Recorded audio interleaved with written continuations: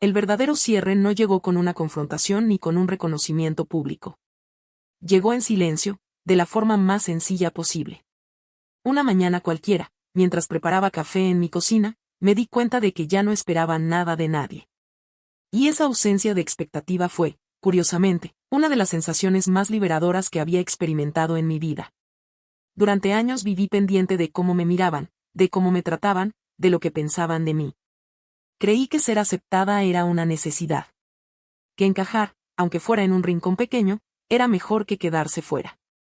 Pero ahora entendía algo que nunca me habían enseñado: no todo lugar merece tu presencia, y no toda mesa merece que te sientes en silencio. Miré mis manos apoyadas sobre la mesa. Manos marcadas por el tiempo, por el trabajo, por el esfuerzo constante. Durante mucho tiempo las vi como una prueba de todo lo que había perdido. Ese día las vi como lo que realmente eran, evidencia de todo lo que había sostenido. Ninguna arruga me quitaba valor. Ninguna carencia me hacía menos. Salí de casa y caminé por el barrio con calma. Saludé a algunas personas, crucé miradas con otras. Ya no buscaba aprobación en sus gestos. Ya no interpretaba cada reacción como un juicio. Mi tranquilidad no dependía de eso. Dependía de saber que no estaba renunciando a mí misma. Pensé en aquella reunión, en el desprecio disfrazado de indiferencia, en la forma en que me sentí sentada al final, pequeña, casi invisible. Ese recuerdo ya no dolía. Se había convertido en un punto de partida, no en una herida abierta. No necesitaba volver allí ni demostrar nada. Lo importante ya había sucedido dentro de mí. Comprendí que decir basta no es un acto único, sino una decisión que se renueva cada día. Decidir no aceptar lo que te lastima. Decidir no callar cuando algo duele. Decidir no encogerte para que otros se sientan cómodos. Esas decisiones, pequeñas pero constantes, construyen una vida distinta. Con el tiempo, empecé a rodearme solo de personas que me trataban con respeto. No por mi edad, no por lástima, sino por quién soy. Y cuando ese respeto no estaba, aprendí a retirarme sin explicaciones largas, sin culpa. La paz también se elige. Una tarde, una mujer joven se me acercó en el centro comunitario. Me dijo que escucharme hablar la había hecho pensar en su propia madre, en cómo a veces la interrumpía sin darse cuenta. Voy a intentar escucharla más, me dijo. Sonreí. No porque me viera reflejada, sino porque entendí que cada gesto cuenta. Que cuando una mujer mayor deja de callar, abre un espacio para que otras también sean escuchadas. Hoy sigo siendo una mujer mayor. Sigo viviendo con sencillez. No me volví rica, ni influyente, ni poderosa. Pero recuperé algo que vale más que todo eso, mi dignidad intacta. Ya no me hago pequeña. Ya no me escondo. Ya no acepto ser ignorada. La ignoraron por mi edad. La ignoraron por mi pobreza. Pero cuando finalmente hablé, no levanté la voz para imponerme. La levanté para existir. Rosa permaneció sentada y en aquel rincón durante largos minutos, escuchando conversations que parecían flotar por encima de ella, como si su presencia no alterara nada. Hablando de inversiones, de viajes, de proyectos futuros. Palabras grandes, dichas con ligereza. Nadie le preguntó qué pensaba. Nadie la incluyó. Why, sin embargo, por primera vez en mucho tiempo, es rechazo no la encogió por dentro. Mientras los demás reían, Rosa empezó a sentir algo extraño, casi incómodo. No era tristeza. Era una mezcla de cansancio y lucidez. Se dio cuenta de que había perdido años justificando la falta de respeto ajeno, convenciéndose de que era normal, de que así son las cosas cuando uno envejece. Pero Ali, sentada con la espalda recta y las manos firmes, entendió que no había nada normal y en se trataba como si no existiera. Observó a cada persona con atención. Vio como algunos hablaban con seguridad sin escuchar a nadie más. Vio sonrisas ensayadas y gestos calculados. Vio prisa por impresiona. Y, de repente, sintió una distancia clara entre ellos y ella. No una distancia de inferioridad, sino de valores. Rosa había vivido con poco, pero había vivido de verdad. Recuerdo momentos de su vida que nunca había cantado en voz alta. Días en los que tomo decisiones difíciles sin ayuda. Noches en las que sostuvo el miedo sola. Sacrificios que nadie celebró. Comprendió que su historia no era pequeña. Solo había sido ignorada. Alguien comentó en voz alta que, why no vale la pena discutir con personas mayas porque no cambian. Esa frase quedó como una piedra en el pecho de Rosa. Antes, habría agachado la cabeza. Esa vez, levantó la mirada. Sus ojos se cruzaron con los de quien había hablado. No dijo nada, pero sostuvo la mirada el tiempo suficiente para que el silencio se volviera incómodo. Esa pequeña acción, casi imperceptible, la sorprendió incluso a ella. Sintió el pulso acelerarse. No por miedo, sino por una energía nueva que le recorría el cuerpo. Era la sensación de no retirarse, de no desaparecer. Y en su interior, algo empezó a ordenarse. Entendió que había confundido humildad con anulación. Que callar no siempre es sabiduría. Que soportar no siempre es fortaleza. Y que el respeto no llega solo con paciencia. A veces llega cuando una decide no hacer pequeña. La reunión continuó. Nadie notó el cambio interno de Rosa. Pero ella sí. Escuchó con más atención, no para encajar, sino para entender. Cada comentario despectivo, cada gesto indifferente, se transforma en una confirmación. No está equivocada al sentirse fuera de lugar. Es lugar, simplemente, no la merecia. Pensó en todas las veces que se había retirado antes de tiempo. Y en todas las ocasiones en que dejó frases sin decir para no incomodar. Y en cuantas veces eligió el silencio creyendo que era lo correcto. Esa acumulación de palabras no dicas pasaba, pero y no dolía igual. Ahora se sentía como una fuerza contenida. Cuando alguien pasó a su lado sin mirarla, Rosa respiró hondo. Y no buscaba aprobación. Y no esperaba nada. Y en esa ausencia de expectativa, empezó a sentir una calma firme, diferente a la resignación. La trataron como invisible por su edad. La trataron como invisible por su pobreza. Pero mientras lo seguían hablando como si ella no existiera, Rosa estaba despertando. Todavía no había hablado. Todavía no había llegado el momento exacto. Pero y no era la misma mujer que había entrado por esa puerta. El silencio, esta vez, no era sumisión. Era preparación. El momento llegó sin anuncio. No fue dramático ni ruidoso. Simplemente ocurrió cuando Rosa se dio cuenta de que, si volvía a callar, se traicionaría a sí misma. La conversación había girado hacia decisiones que afectarían a personas como ella. Hablaban de recortes, de prioridades, de quien y no aportaba. Usaban palabras suaves para justificar exclusiones duras. Y entonces, algo dentro de Rosa se acomodó con claridad. Sintió el latido en los oídos. No era miedo. Era determinación. Enderezó la espalda y, por primera vez desde que había llegado, pidió la palabra. No alzó la voz. No interrumpió con brusquedad. Simplemente habló. Su tono fue firme, sereno, imposible de ignorar. Perdonen, dijo. Quiero decir algo. Las conversaciones se apagaron poco a poco. Algunas personas se miraron entre sí, sorprendidas. No esperaban que ella hablara. Mucho menos que lo hiciera con esa calma segura. Rosa sostuvo el silencio unos segundos, el tiempo suficiente para asegurarse de que la escuchaban, no por cortesía, sino porque no tenían opción. He escuchado todo lo que han dicho, continuó.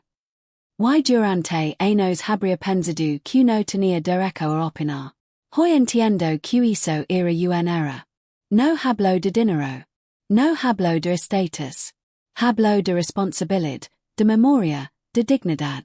Habló de vidas sostenidas en silencio. De trabajos invisibles. De decisiones tomadas sin aplausos. Cada phrase era clara, directa, sin rencor. No accusaba, describía. Algunos bajaron la mirada. Otros fruncieron el ceño. Hubo quien intentó sonreír con incomodidad. Nadie la interrumpió. Rosa se dio cuenta de algo importante. No necesitaba convencerlos. Solo necesitaba decir la verdad. Ser mea no me es inútil, dijo. Tener poco dinero no me quita vela. Y el silencio que guard durante años no fue ignorancia. Fue aguant. Pero el aguant también se termina. El aire se volvió denso. Las palabras quedaron suspendidas. Rosa terminó sin aplausos ni gestos dramáticos. Asintió levemente, como quien cierra una puerta con cuidado, y volvió a sentarse. Sus manos temblaban apenas. Pero su mente estaba en calma. Nadie respondió de inmediato. El peso de lo dicho tardó en caer. Finalmente, alguien intentó cambiar de tema. Pero y no era lo mismo. La conversación perdió ligereza. Las risas se apagaron. Rosa, en cambio, se sentía liviana. Por dentro, algo se había liberado. No había gritado. No había humillado a nadie. Había hablado desde un lugar honesto, y eso era suficiente. Comprendió que su voz no necesitaba adornos ni fuerza extra para ser válida. La claridad basta. Mientras el encuentro seguía, Rosa observó las reacciones. Algunos la miraban con respeto nuevo. Otros con incomodidad. Había quien evitaba cruzar su mirada. Todo eso dejó de importar. Habla no la había aislado. La había colocado, por fin, en su propio sitio. Pensó en las mujeres como ella. En cuantas habían aprendido a callar para no molestar. En cuantas habían confundido dignidad con silencio. Y sintió una certeza tranquila. Decir basta no romp, ordena. La trataron como invisible por su edad. La trataron como invisible por su pobreza. Pero cuando decidió hablar, no reclamó un lugar prestado. Tomó el suyo. Después de hablar, Rosa no se levantó ni se fue. Se quedó. Permaneció sentada con la misma calma con la que había tomado la palabra, como si no necesitara huir de lo que había dicho. Antes, habría sentido vergüenza. Habría repasado cada frase en su mente buscando errores. Esta vez no. Sencha el cuerpo cansado, sí, pero el espíritu extrañamente ligero. El ambiente había cambiado. No de forma evidente, pero sí profunda. Las personas y no hablaban con la misma soltura. Algunos evitaban su mirada. Otros la observaban con una atención distinta, como si recién entonces notaran que Rosa no era solo una anciana sentada al fondo, sino alguien con historia, con criterio, con presencia. Una mujer se le acercó en silencio y le ofreció un vaso de agua. No dijo nada, pero el gesto fue sincero. Rosa lo aceptó con una leve sonrisa. No necesitaba palabras de apoyo. Es pequeño acto bastaba. Por primera vez en mucho tiempo, Rosa no se sentía fuera de lugar. No porque el espacio hubiera cambiado, sino porque la y no estaba dispuesta a encogerse para encajar. Comprendió algo esencial. Cuando una deja de pedirse permiso para existir, el mundo se veía obligado a reajustarse, aunque incomodamente. Mientras escuchaba conversaciones fragmentadas, recordó cuántas veces había salido de reuniones con la sensación de haber sobrado. Cuántas veces se había ido antes de tiempo para no estorbar. Esa noche decidió quedarse hasta el final, no por desafío, sino por respeto a sí misma. Nadie volvió a hacer comentarios despectivos. No por educación repentina, sino porque el silencio que seguía a sus palabras había dejado claro un límite. Y los límites, cuando se expresan con calma, pesan más que cualquier grito. Al final del encuentro, algunas personas se despidieron de ella con un gesto distinto. Un hasta luego más lento. Una mirada directa. No todos, claro. Pero Rosa y no necesitaba unanimidad. Entendió que no se trata de gustar, sino de no traicionarse. Al salir, el nocturno le pareció más liviano. Camino despacio, sintiendo el suelo bajo sus pies con una conciencia nueva. Cada paso era suyo. Cada respiración también. No había ganado nada material. No había cambiado su edad ni su situación económica. Pero había recuperado algo que no sabía que había perdido. Su centro. Esa noche, al llegar a casa, no se sintió agotada como otras veces. Se sentó y en silencio. Apagó la luz y se permitió sentir. No había euforia. Había paz. Una paz firme, sin ruido. La trataron como invisible por su edad.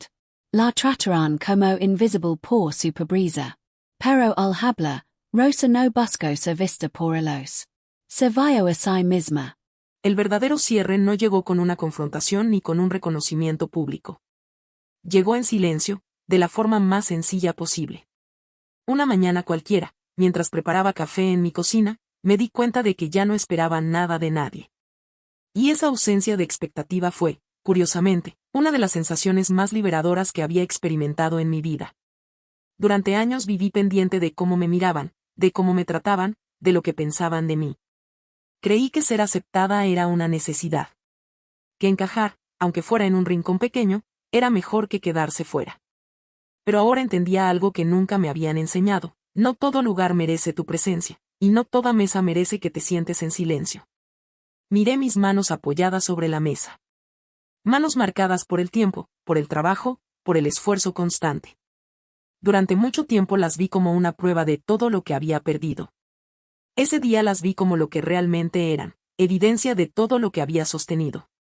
Ninguna arruga me quitaba valor. Ninguna carencia me hacía menos.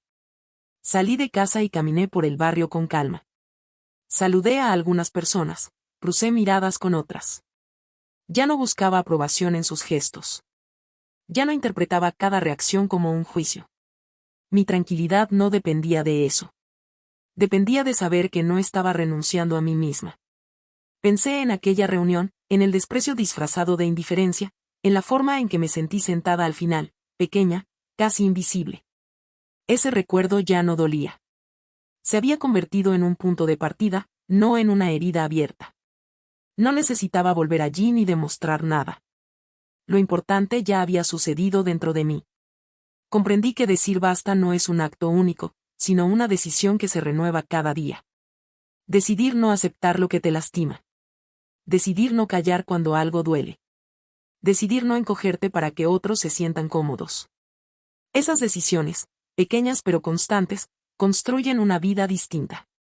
Con el tiempo, empecé a rodearme solo de personas que me trataban con respeto.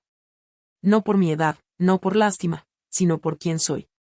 Y cuando ese respeto no estaba, aprendí a retirarme sin explicaciones largas, sin culpa.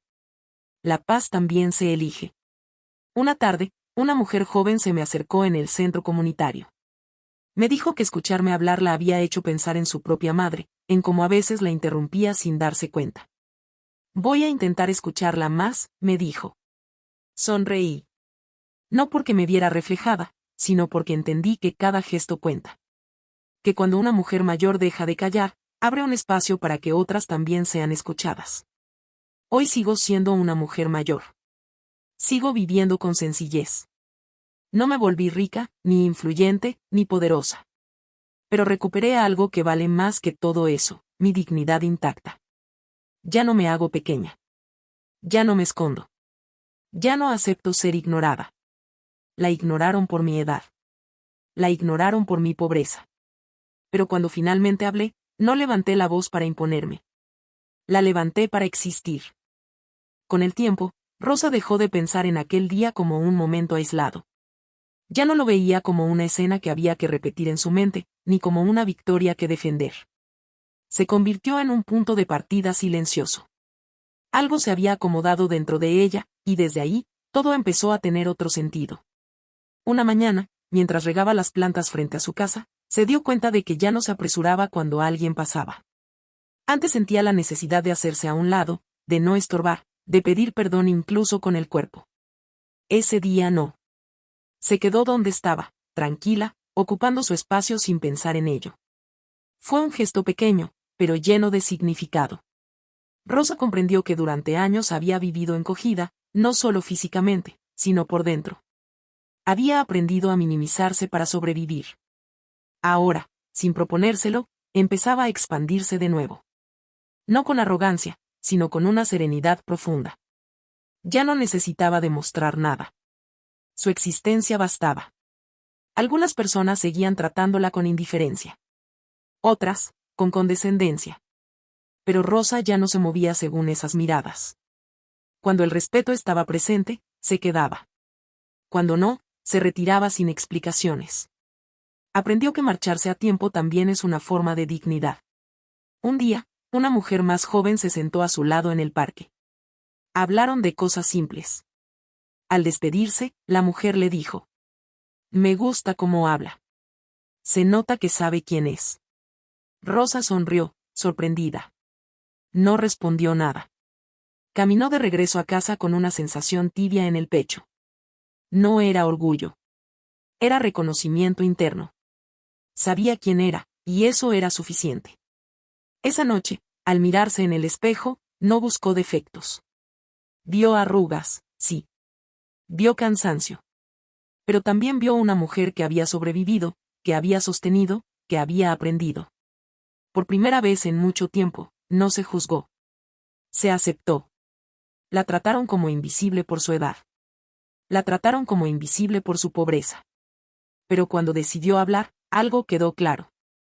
No necesitaba ser joven, ni rica, ni poderosa para importar. Importaba porque estaba viva. Importaba porque tenía historia. Importaba porque eligió no callar más. Y eso, nadie podía quitárselo.